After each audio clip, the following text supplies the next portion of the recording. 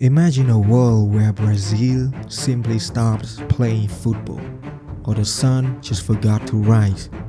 For a whole generation of Italian children, that's not a nightmare, it's reality. By the time 2026 World Cup kick off, it will have been 20 years since the most feared team in history played a single knockout match in the tournament. Italy used to be the gold standard of tactical warfare. They didn't just win matches, they dictate the culture of the sport through a philosophy of discipline and tactical cruelty. This is the nation of Maldini, Baresi, and Cannavaro, men who made defending look like a high art form and a psychological trap.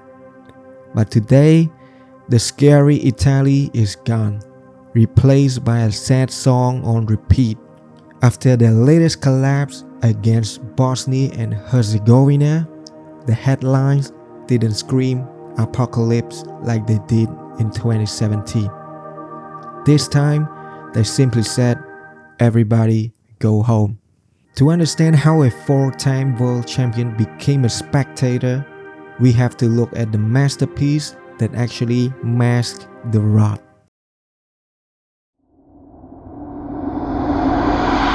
In 2006, Italy stood on top of the world in Berlin, defiant and ruthless.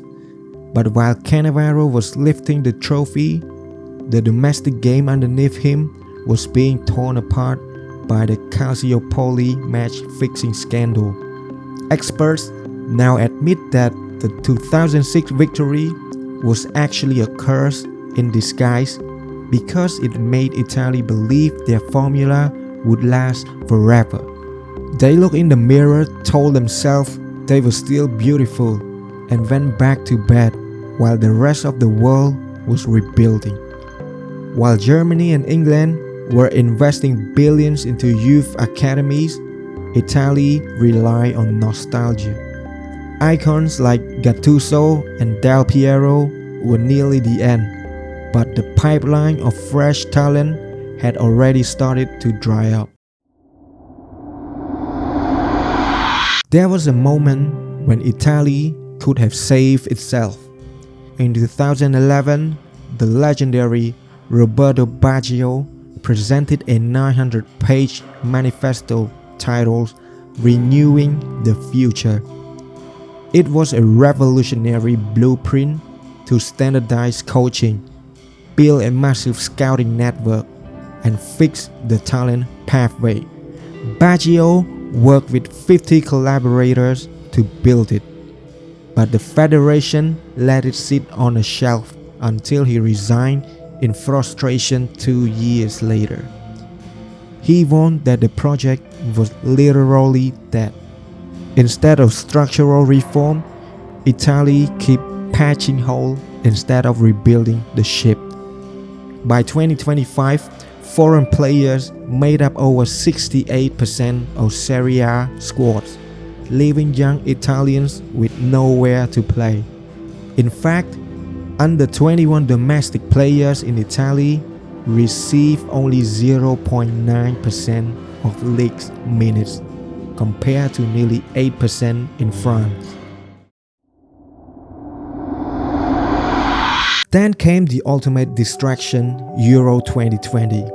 Roberto Mancini modernized the football, went on a world record 37-game unbeaten run, and won the trophy at Wembley.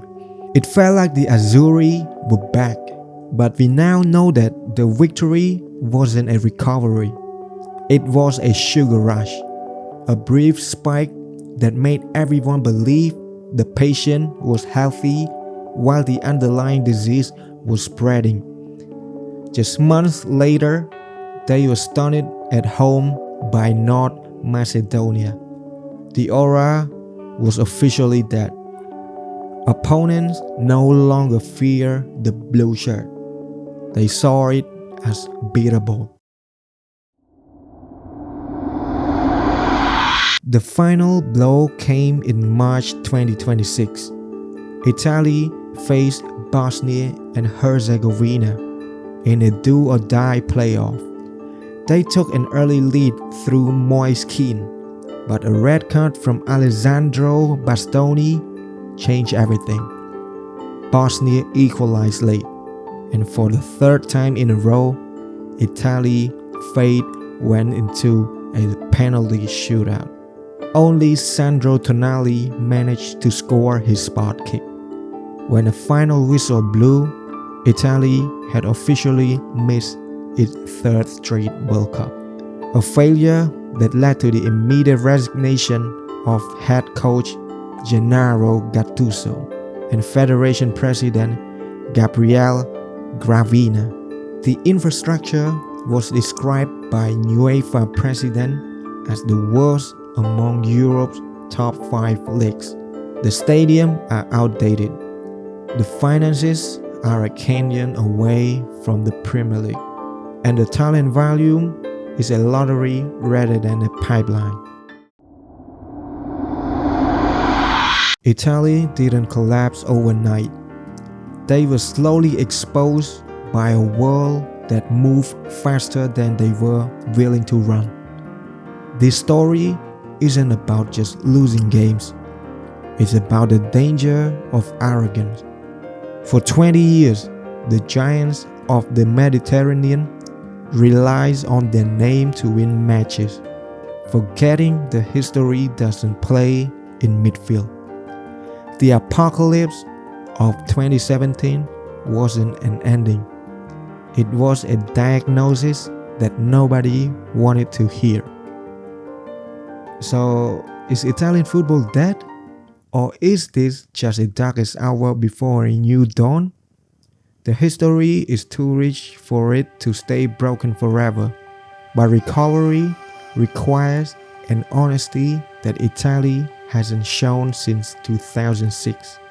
They have to stop being architects of suffering for their own fans and start being innovators again.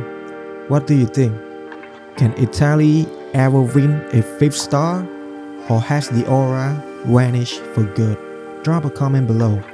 I want to know if you think they even make it to 2030. If you enjoy this deep dive into the fall of giants, hit that like button and subscribe for more stories that define the game. But while the 4-time world champions were busy watching from their sofas, another nation was busy writing the most improbable script in history.